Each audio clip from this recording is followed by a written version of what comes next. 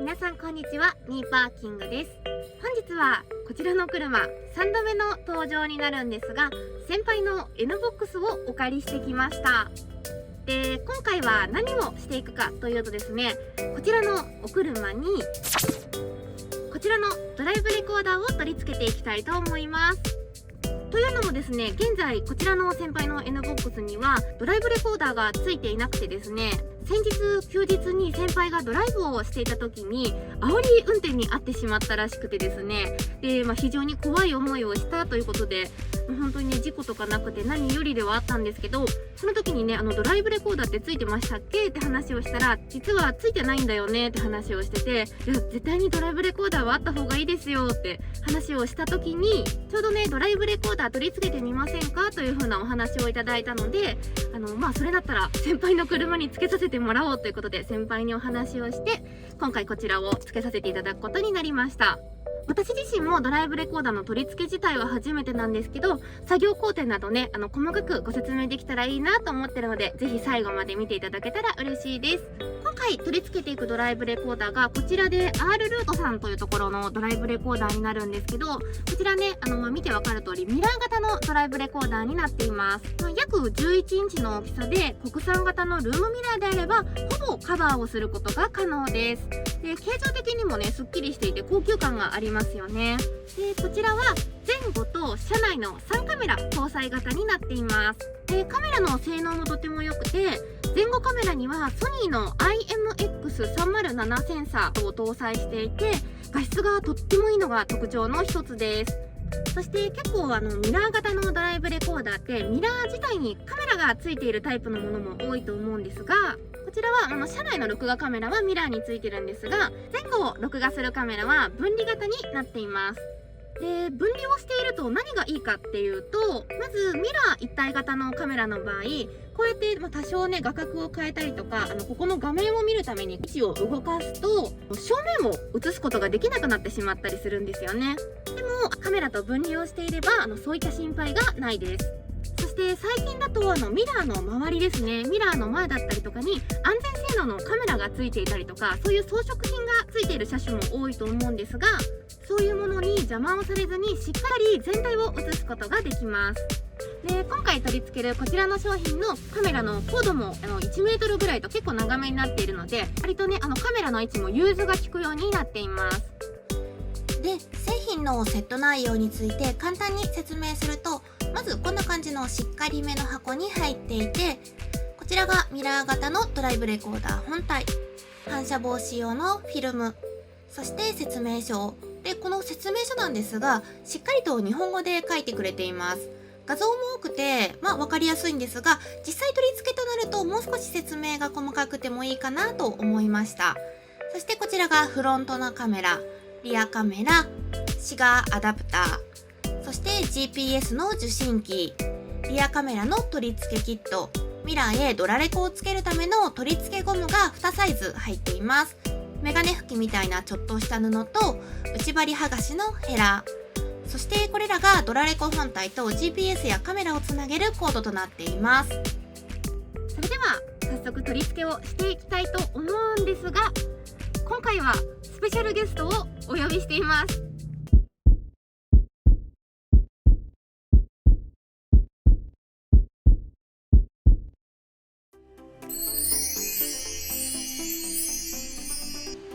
ということで、今回は兄に手伝ってもらいながら取り付けをしていきます。まず簡単に流れを説明すると、はじめにドラレコ本体を純正ミラーに取り付けして、そこからフロントカメラをつけて、あとはピラーに沿って GPS をダッシュボード部分に設置して、上に線を沿わせてリアカメラを取り付けして、電源はシガーソッケットで取るという形になっています。ということで、早速取り付けをしていきたいと思います。まずはドライブレコーダー本体をミラー部分に取り付けます。取り付けゴムを引っ掛けるだけで簡単に固定をすることができます。そうしたらミラー根元のカバーをパカッと外して、ドア周辺のゴム部分を外していきます。結構簡単に外れて外す感触も面白かったです。続いて A ピラー部分のカバーをパコッと外していきます。爪の向きがあるので壊さないように無理のない方向に外していきます。ここも自分で外したのが初めてだったのでちょっと楽しかったです。そうしたら天井部分に線を通していきたいので、このようなワイヤー製の配線通しを使ってスタート位置に向かって通してから、感じテープなどでケーブルと配線同士を固定して元に戻すように中に入れていきます。こんな感じで出てきました。そしたら次にリアの配線を外したゴムの内側、内張りの中にしまい込んでいきます。ケーブル周りにスポンジを巻いたりすると抜け止めになって良いそうなのですが、今回は省略してそのまま入れていきました。B ピラー部分はクイックイッと押し込むように入れるとそのまま入っていきます。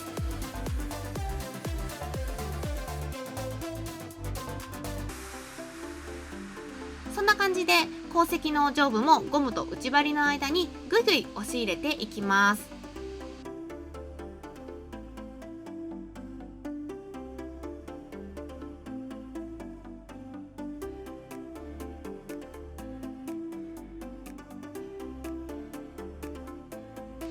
そんなこんなでリアゲートの方までケーブルを持ってこれました。そうしたらリアカメラを取り付けるにあたって、今回の車はここにミラーがついていたので、まずこれを外しておきます。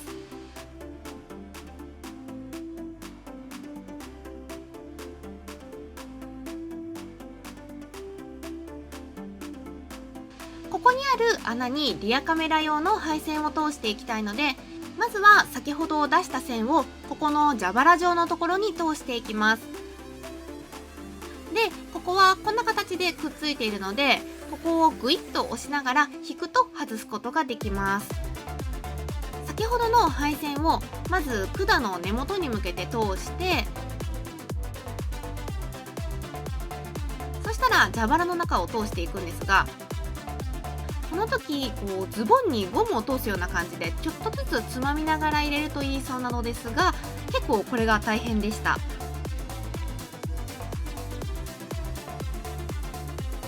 そして今度はリアゲートのここの中の部分に配線を通していきます。また先ほど使った配線同士を中に入れてケーブルとつなげたら元に戻すように中に通していきます。よいしょ。せーの、グー。無事に通せたら、さっき外した蛇腹の部分を元に戻していきます。ここは水が入らないようにするための部分なので、硬くてちょっと大変ですが、しっかりとはめていきます。で、今回はシガーソケットで電源を取るんですが、今回足元にあるので、ケーブルは壁から足の方に沿わせていきます。動画で撮れてなかったんですが、ブランとしないようにテープなどで留めておきます。次に GPS を取り付けていきます。線をつなげて、これをダッシュボードに置くんですが、平らでかつエアコンの干渉がしないようなところに設置していきます。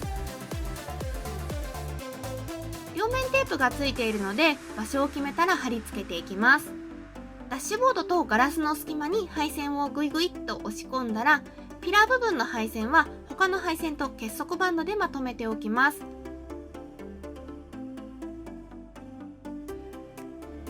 何箇所か留めて余ったコードもまとめてから外したピラーを元に戻していきます。外す時同様、爪の向きをよく見て割れないように入れていきます。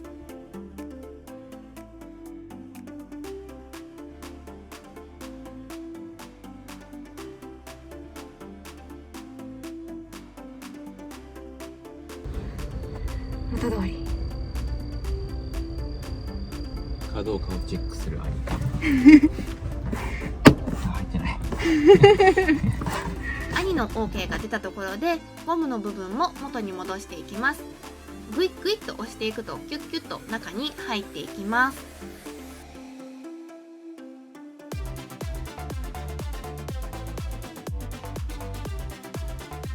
そして次にフロントカメラを取り付けていくんですが、取り付ける場所は色のついたシェードから外れた場所、かつガラスの5分の1以内となっています。配線同士をフロントガラスに向けて通してケーブルを取り付けたら、ドラレコ本体に向けてケーブルを送るように引っ張っていきます。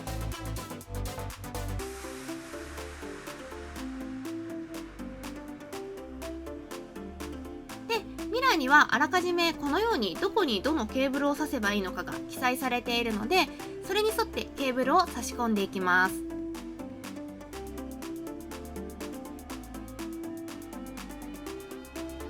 エンジンをつけるとこのような感じで表示がされました。これを見つつカメラの位置を微調整していきます。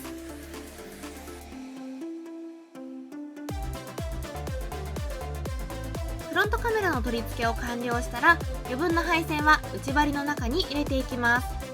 こんな感じですっきりと取り付けが完了できました。で、またリアに戻るんですが、リアカメラは先ほどついていたミラーに干渉しない位置につけたいので、仮で合わせてテープなどで目安の印をつけておきます。角度の調整ができるリアカメラの取り付けキットをつけていきます。これは両面テープで台座をつけてネジで固定をするだけです。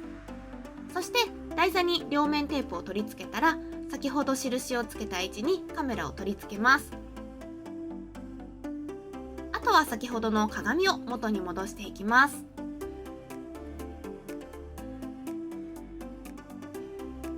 そして最後にミラー周辺の余分な配線を中に入れて、最初に外したカバーを取り付けたら完成です。すっきり綺麗に取り付けが完了しました。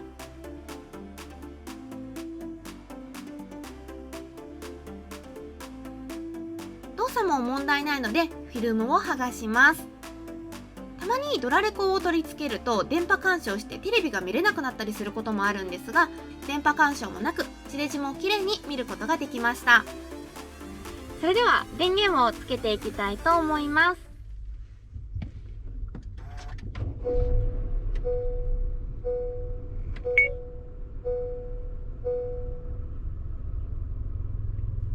10秒ぐらいですかね。で、画面のスイッチがオンになって録画がこれはもう開始されています。で、ちょっとね、細かな設定についてお話ししていきます。まずこれがデジタルインナールームミラーになってるんですけど、このね、下の部分にあるスイッチを押すと簡単に普通のミラーに変えることができます。ここにまずね、日付と時間が記載されています。ここには車速が表示されています。今はちょっと停車中なので0なんですけど、リアカメラの映像なんですけど、このね、指でタッチしてこう動かすと上下にカメラの向きを変えることができます。これね、微調整ができるのすごいありがたいですよね。で、画面1回タッチして、ここの切り替えみたいなボタンですね、ここをタッチすると今これフロントになりました。で、フロントカメラも前後でこのように位置を調節することができます。で、あともう一回ポンって押すと、これはインカメラですね。ここの小さな、今ここの映像が映ってます。ここのカメラはこのようにちょっと向きを変えることもできるので、防犯的な感じであれば、車全体、車内全体が映るようにしておくといいかなと思います。これ今ね、リアカメラにまた戻しました。これ上下でカメラ位置なんですが、タッチしてここでね、明るさの調節をすることもできます。ここタッチするとこれ出てくるのが設定ボタン、再生ボタン、録画ボタン。今録画してるので押すとこれ録画が停止されます。で、ここがカメラボタンですね。これを押すとちょっとね、音が大きいですね。これカメラで写真を撮ってくれます。これ先ほど説明したカメラの切り替えボタンと、これがロックするボタンですね。その映像をロックするかどうかを決めることができます。で、1回ではね、これちょっと録画を止めて設定を見てみたいと思います。このロックファイル上書きっていうのは、例えば衝撃を検知してで、それがロックファイルとして保存されるんですけど、それがね、たくさん溜まっちゃうと最新のロックファイルができた時に保存されなくなっちゃうんですけど、保存できなくなってしまうのを防ぐために古いロックファイルを削除して新しいロックファイルを上書きしてきますよという設定になります。でこのね駐車監視機能っていうのがあるんですけど、今回はちょっとシガーソケットから電源を取ってるのでできないんですけど、別売りのねコネクターを使って電源を取ると駐車監視システムもオンにすることができます。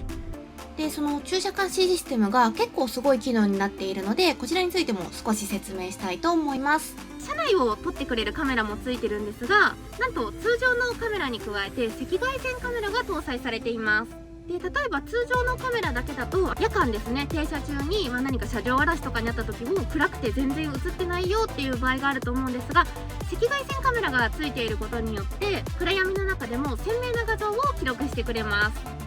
でこのカメラのおすすめポイントなんですが、24時間ね常にループで録画してくれるっていうのはもちろんなんですけれども、こちらはタイムラプスで常に録画をしてくれるという機能がついていて、車を止めてから次にエンジンをかけるまで常に録画状態を続けてくれるという形になっています。これなら運転中はもちろんですが、停車時の防犯対策もバッチリですよね。全体的にこんな感じで、いろいろ細かく設定ができます。であとは再生ですね。録画してるのを再生するときはここのボタンで、こんな感じで今停車中のところの映像ですね。こんな感じでね結構ね見やすいですよね。ファイルも上から順にこういう風になってて、でスマホをね使ってる時みたいな感じで滑らかに操作ができるのはすごくいいですよね。使い勝手がいいなと感じます。で、カメラの映像なんですけど、カメラの映像もこのような感じでとても鮮明で綺麗ですよね。運転しながら実際にミラーを見てても思ってたんですが、綺麗に映ってくれていて、そのあたりもすごくね見やすくていいなと感じました。夜間の映像もすごく綺麗に映っていて、前後のね車両のナンバーもしっかり映っていたので、しっかりと役割を果たしてくれていてありがたいなと感じました。はい、ということで初めてのドライブレコーダー取り付けということで、今回はですね兄にも手伝ってもらってちょっと教えてもらいながら設置をしてみました。私の中では結構ドライブレコーダーとかの取り付けはやっぱ車屋さんとかにお願いするようなイメージだったので、本当に自分でできるのかなと不安でしたが、ピラーを外すのとかも意外にそんなにね大変なことでもなく、線の流れとかは車の仕組みが分かってないと難しいのかなとは思いましたが、意外にやってみたらできたので、車のね構造とかも知れていい経験になりました。とても楽しかったです。で実際に設置してみてすごくね画質とかも良くて、で画角とかも細かな調整をさせることもできて、結構ね使い勝手も良かったのでいいなと感じました。個人的にはやっぱりね昔と比べて煽り運転は減ってきたかなという印象ではあるんですけど、どうしてもね、私も会ったことありますし、ちょっとね危険な運転をする方っていうのはどうしてもいなくはならないような気がするので、もしもの時に自分を守るアイテムとしてもドライブレコーダーは設置しておいた方がいいんじゃないかなと私は思います。ということで今回は噂の兄と一緒にドライブレコーダーの設置をしてみました。この動画が面白かったよと思った方や参考になったという方はぜひチャンネル登録やグッドボタンを押していただけると嬉しいです。また動画の感想などぜひコメントに書いていただけると嬉しいです。それではまた次回の動画でお会いしましょう。バイバーイ。今回のこちらについているカメラのコードも結構長めに